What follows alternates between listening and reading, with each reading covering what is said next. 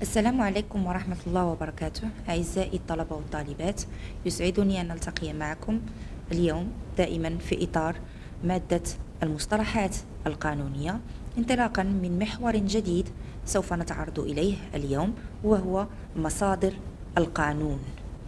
مصادر القانون les sources de droit. يمكن الحديث عن مصادر القانون انطلاقا من مصادر وطنية ومصادر دولية. نبتدئ بالمصادر الوطنية، مصادر القانونية الوطنية. Le terme source de droit désigne habituellement dans les ouvrages de droit tout ce qui contribue ou a contribué à créer l'ensemble des règles juridiques applicables dans un État à un moment donné. إذن المصطلح أو مصطلح source de droit، مصادر القانون أو مصدر القانون، دائما يشير أو عادة يشير في النصوص القانونية أو الكتب أو المراجع القانونية إلى ما ساهم أو يساهم في نشأة المجموعة من القواعد القانونية المطبقة داخل دولة معينة في وقت معين. Et le droit, et on peut parler de droit positif، قانون وضعي، وقانون غير مكتوب وهي نصوص غير مكتوبة، droit non écrit. Les juristes entendent par source du droit non par ses sources historiques. عندما القانونيون يتحدثون عن المصادر أو مصادر القانون، نحن لا نتحدث عن المصادر التاريخية للقانون، بل نتحدث عن المصادر المتعلقة بأصول نشأة القانون، وهي نصوص وقواعد قانونية تبحث في نشأة القانون. Mais les textes qui sont à l'origine de la production du droit، أصول نشأة القانون. De même que les usages qui forment chez un peuple sa coutume، كالعادات أو الأعراف التي يقوم التي تكون سارية المفعول داخل شعب معين، un peuple. Les sources sont par conséquent des normes et des règles. إذن هذه المصادر هي قواعد قانونية، des règles de droit écrites ou non، مكتوبة أو غير مكتوبة، qui anime un système juridique par opposition aux règles générales de la conduite sociale et de la bienséance et aux règles morales. هذه المصادر هي بالتالي قواعد قانونية قد تكون مكتوبة أو غير مكتوبة، تعمل على تنشيط النظام القانوني، عكس القواعد العامة للسلوك الاجتماعي أو قواعد الأخلاق. Dans les pays de droit écrite، في الدول التي تعتمد القوانين التي هي مكتوبة، le droit écrit، القانون المكتوب، les principales sources de droit sont des textes tels que les traités internationaux، les constitutions، les lois، les règlements. إذن في القوانين التي تعتمد على القواعد القانونية المكتوبة أو القانون المكتوب، هي تعتمد في الأصل على نصوص des textes tels que les traités internationaux، المعاهدات الدولية، les constitutions الدساتير أو la constitution الدستور، les lois القوانين، les règlements النصوص التنظيمية. Cependant, d'autres sources sont parfois admises selon la matière telle que la coutume.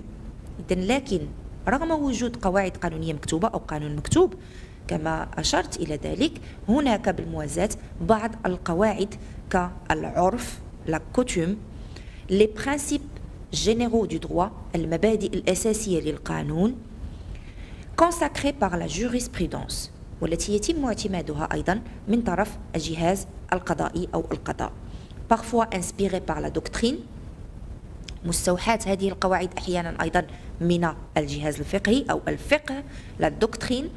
des juristes spécialisés، ومن هم الفقه هم قانونيون مختصون كالأساتذة والمحامون والقضاة إلى غير ذلك من القانونيين أو الأشخاص الذين ينتمون إلى المجال القانوني. إذن مصادر القانون يمكن تقسيمها إلى 3 أقسام: les sources de droit ou en parlant de sources de droit, on peut distinguer entre 3 sources de droit. Il y a des sources traditionnelles, masadir taqlidiya, des sources modernes, masadir haditha, et des sources interprétatives, masadir mufassira. بالنسبة للمصادر التقليدية, les sources traditionnelles, on peut parler d'abord de la religion, الدين, puis la coutume, العرف. في المصادر التقليدية هناك الدين والعرف.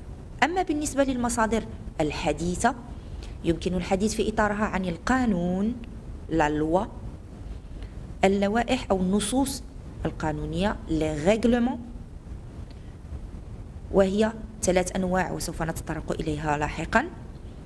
إذن مصادر القانون الحديثة, les sources de droit modernes sont la loi et le règlement. La loi et le règlement. Et en 3e degré, il y a la source ou bien les sources interprétatives, المصادر المفسرة للقانون. وهنا في هذا الإطار يمكن الحديث عن مصدرين وهما الفقه la doctrine والاجتهاد القضائي la jurisprudence. إذن مصادر القانون الوطنية يمكن الحديث في إطارها عن مصادر تقليدية حديثة ومفسرة. تقليدية انطلاقا من الدين والعرف. La religion, الدين. La religion est une source traditionnelle de droit. Objectif, on ne peut parler de la religion comme source traditionnelle que dans un état religieux. إذا لا يمكننا الحديث عن الدين كمصدر من مصادر القانون إلا في إطار دولة التي هي دينية. Autrement dit, un état qui prend en considération la règle religieuse. أو بشكل آخر أو يمكن القول بشكل آخر على أن هذه الدولة تأخذ بعين الاعتبار القاعدة الدينية au niveau de son droit positif على مستوى قانونها الوضعي. إذا تعتمد هذه الدول التي هي دول دينية على القاعدة الدينية على مستوى قانونها الوضعي.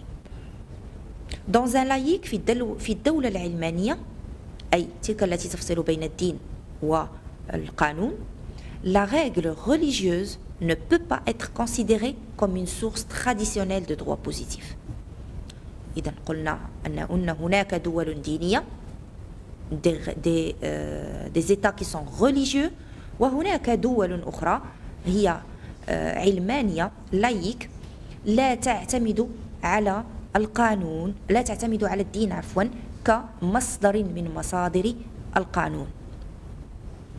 Par religion, on entend l'ensemble des dispositions d'inspiration religieuse, c'est-à-dire la charia et c'est le Coran et la Sunna.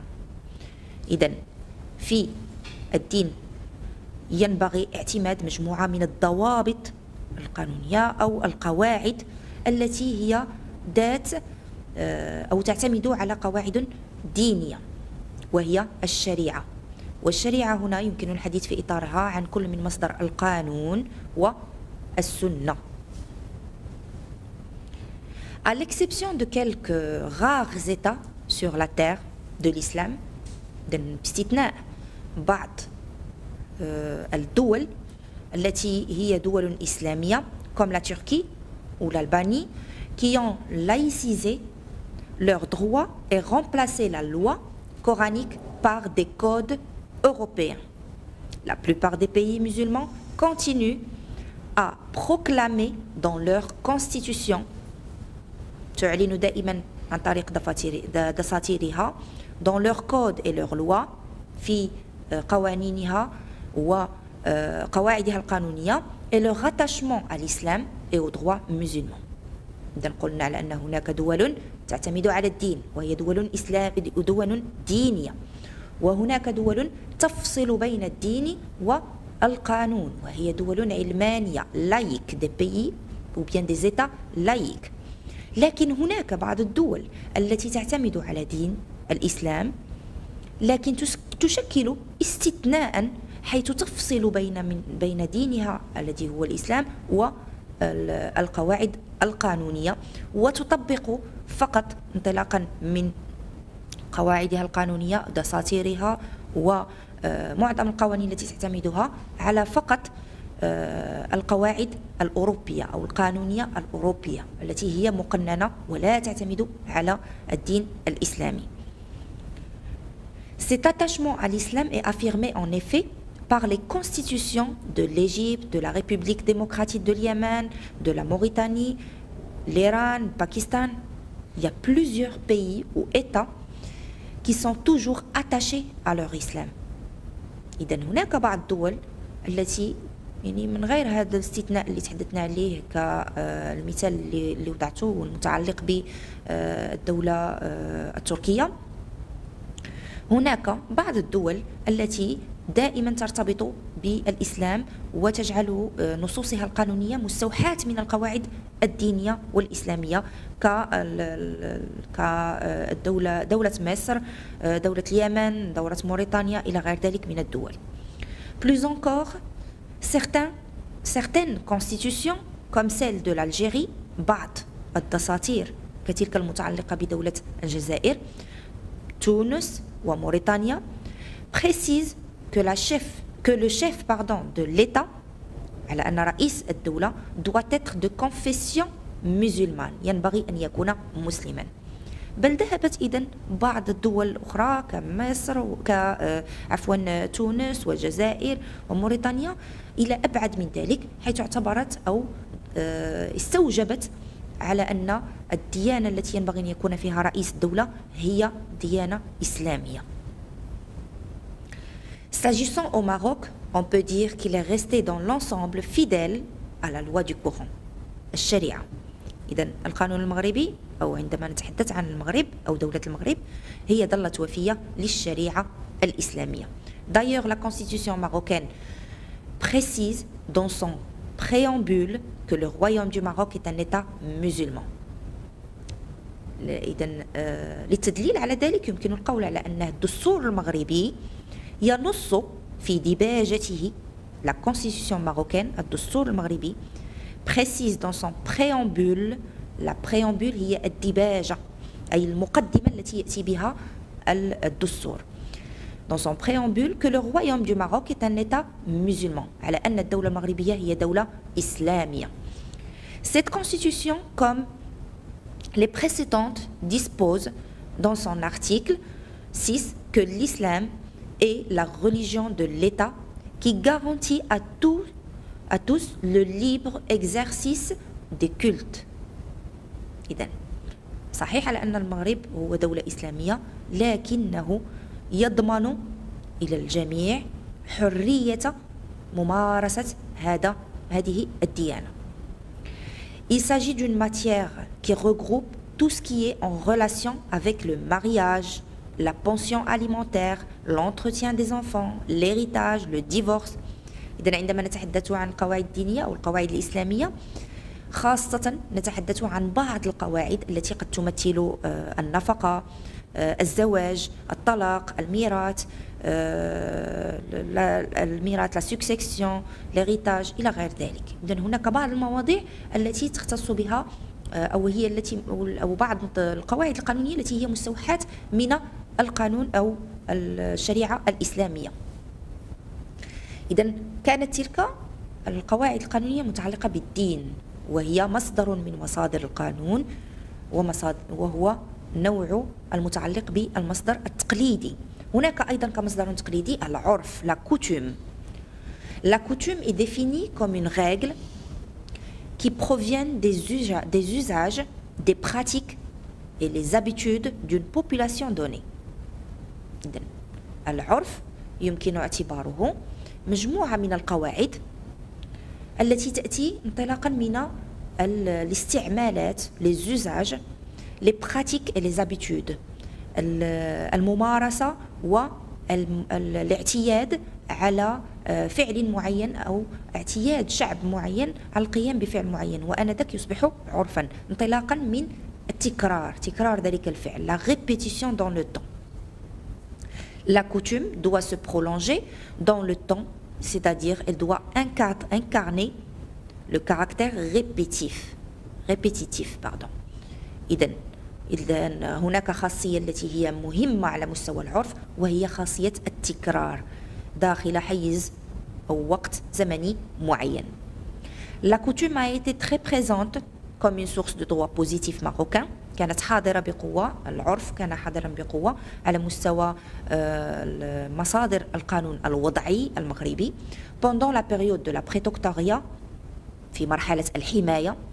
Mais au fur et à mesure, après l'indépendance, بعد الاستقلال, la coutume n'a plus son poids. ليست لها نفس القيمة.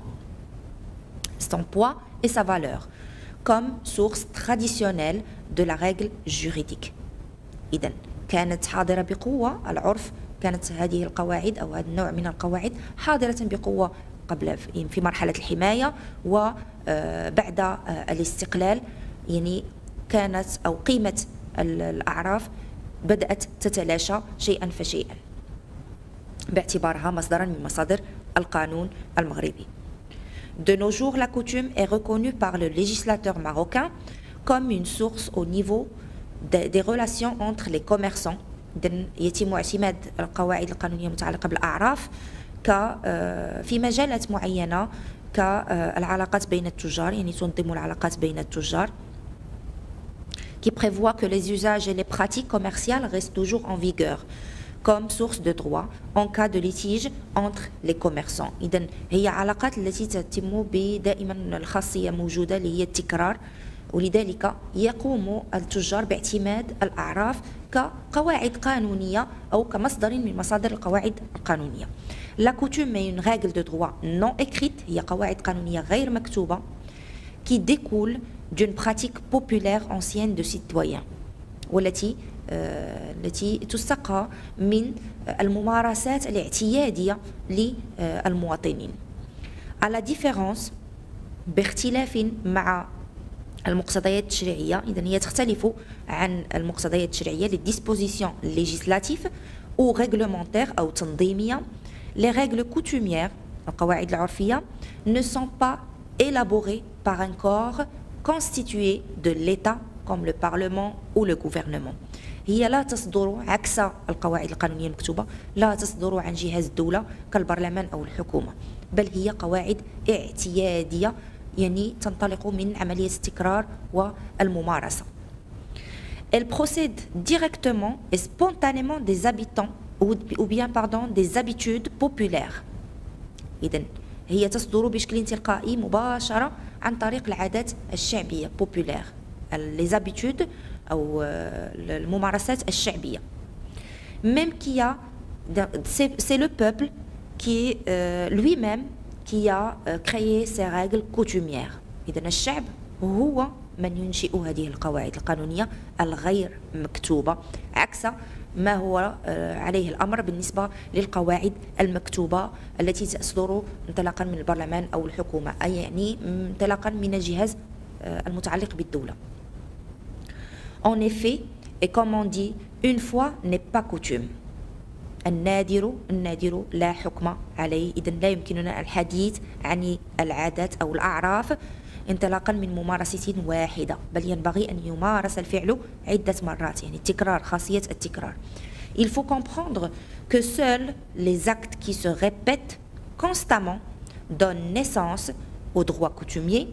إذن الأفعال المتكررة هي فقط التي تشكل نشأة القاعدة العرفية. إذن كانت تلك كل من الأعراف والقواعد الدينية أو الدين باعتبارهم مصادر القانون التقليدية les sources de droit traditionnelles. Passons aux sources modernes du droit. كما سبقت الإشارة قلنا على أن القواعد أو مصادر القانون التي هي حديثة يمكن إجمالها في أمرين أو قواعد متعلقة بالقانون وقواعد أو النصوص التنظيمية la loi et le règlement. La loi c'est la première source moderne du droit positif. هي المصدر، إذا القانون هو المصدر الأول للقانون الوضعي. La loi fait partie de la compétence du Parlement. Autrement dit, la première fonction du Parlement. إذن هي تدخل ضمن اختصاص البرلمان أو العمل الذي يقوم به البرلمان بشكل أولي. زائد أو بالإضافة إلى la chambre des conseillers. إذن يمكننا الحديث داخل البرلمان عن مجلسين، مجلس النواب ومجلس المستشارين. La chambre des représentants et la chambre des conseillers. Et légiférer, c'est-à-dire création de la loi en cas de besoin.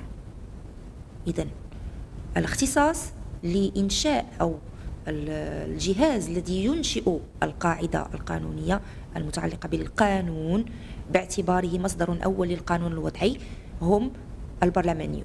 والبرلمان يتكون من غرفتين أو مجلسين، مجلس المستشارين ومجلس النواب. مجلس النواب la chambre des représentants ومجلس المستشارين la chambre des conseillers، وهم الذين يقومون بإنشاء القاعدة القانونية. légiférer إنشاء القانون. Comment s'élabore une loi? L'initiative d'une loi appartient soit au gouvernement الحكومة qui dépose un projet de loi. إذن الحكومة تقدم ماذا؟ في إطار إنشاء القانون تقدم مشروع قانون un projet de loi. Soit à un membre de parlement qui dépose une proposition de loi مقترح قانون. إذن لاحظوا معي أعزائي الطلبة والطالبات على أن هناك بعض المصطلحات التي ينبغي ضبطها. إذن عندما نتحدث عن القانون فهو يصدر إما انطلاقا من الحكومة وذلك بوضعها لمشروع قانون un projet de loi، أو انطلاقا من البرلمان أو أحد مجلسي البرلمان par une proposition de loi انطلاقا من مقترح قانون. Ces projets et propositions de loi sont déposés sur le bureau de la Chambre des représentants. إذن هذه المشاريع أو هذه المقترحات يتم وضعها في المكتب المتعلق بغرفة أو مجلس النواب. Peut être adoptée définitivement et devenir une loi. يمكن اعتمادها بشكل دائما بشكل فوري أو وبذلك تصبح قانون. Le texte doit être voté. يتم دائما بالتصويت. أي نص قانوني يتم عن طريق التصويت. Séance publique par l'ensemble des parlementaires au Parlement. L'acceptation d'un projet ou d'une proposition se fait sur la base des représentants présentés lors de vote. إذن لا يمكننا اعتماد النص القانوني إلا بعد أن يتم التصويت عليه من طرف المتواجدين أو الممثلين المتواجدين داخل البرلمان. هذا فيما يتعلق بالقانون باعتباره المصدر الأول من المصادر الحديثة للقانون. الآن نمر إلى المصدر الثاني من المصادر الحديثة للقانون وهو le règlement، النصوص التنظيمية. Le règlement est la deuxième source moderne du droit positif. Autorités ont le droit de créer, donc les trois autorités ont le droit de créer de lois à travers le règlement sous trois formes différentes. إذن بالنسبة للنصوص التنظيمية أو القوانين التنظيمية هناك ثلاث أجهزة أو ثلاث سلطات التي تضع أو تنشئ القانون انطلاقا من النصوص التنظيمية وفق ثلاث أشكال مختلفة. D'abord, il y a le dahir qui provient du roi. الظهير يأتي انطلاقا من الملك، السلطة المخولة للملك أو ملك الدولة. Les décrets qui proviennent du premier ministre. Aujourd'hui, on parle du chef de gouvernement.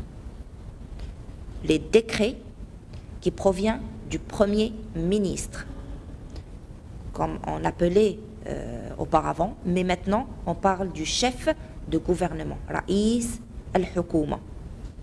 Les arrêtés ministériels qui proviennent des ministres. Donc, c'est un texte pris par les autorités administratives انطلاقا من السلطات الإدارية. إذا لاحظوا معي على أن هناك الظهير les décrets والقرارات الحكومية. Il procède exclusivement du pouvoir exécutif des autorités administratives. Les arrêtés ministériels procèdent exclusivement du pouvoir exécutif des autorités administratives. إذا نتعلق الأمر بقرارات التي تتخذها الإدارة. Il s'agit de dispositions variées, مقتضيات متنوعة et d'importance inégale وذات أهمية غير متساوية. Au premier rang, le dahir de souverain. Le roi exerce par dahir les pouvoirs qui lui sont expressément réservés par la Constitution. الدستور يحدد مجموعة من السلطات المخولة للملك أو ملك الدولة، وهو بذلك من بين هذه السلطات إنشاء الظاهر. À un échelon intermédiaire, il y a les décrets qui proviennent par le chef de gouvernement. Ces actes réglementaires sont parfois qualifiés par l'expression décrets gouvernementaux, marasim hukoumia. À un échelon inférieur, on rencontre les arrêtés ministériels, qararat wizariya. Il s'agit des textes réglementaires et décisions administratives wa qararat idariya pris par le ministre. إذا لاحظوا معي أعزائي الطلبة والطالبات على أن هناك تراتبية عندما نتحدث عن النصوص أو القوانين التنظيمية من بدءا بالظهير من حيث القوة ومن حيث المكانة. هناك الظهير والذي يأتي به الملك، هناك المراسيم الحكومية، وهناك بعدها القرارات الوزارية. إذا كانت تلك بعض أو فقط المصادر القانون المتعلقة بالمصادر التقليدية والمصادر الحديثة. نتوقف عند هذا الحد أعزائي الطلبة والطالبات، لنلتقي مرة أخرى انطلاقا من حصة موالية نتناول من خلالها ما تبقى من المصادر المتعلقة بالقانون وهي المصادر المفسرة. وشكرا.